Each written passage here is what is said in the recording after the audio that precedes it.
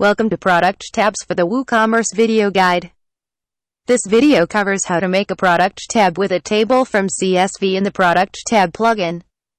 To start this tutorial, navigate to the Tabs Manager. Under the Tabs Manager, you will see a drop-down where you can add all the tabs you want. From the drop-down, choose Table from CSV and click Add Item button. Set the name of the tab. I will write Test. Under the CSV, click the Add button and choose the CSV file you want to use. The CSV option can be used if you want to put an image instead of your CSV values. I will set it to be an image and click the Add item. A new tab will appear. Enter the name of the CSV value and what value you want to replace. Now choose the image that will be replacing the CSV value. I will add one more and put the unchecked image.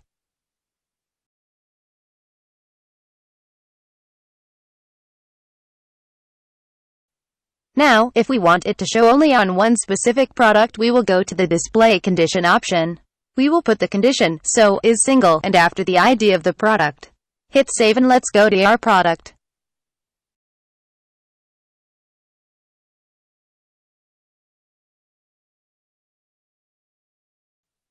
If we scroll down to the Product Tabs section, we will see our tab was added and the image we put is showing. Watch more Product Tabs for WooCommerce videos to learn more. Thank you.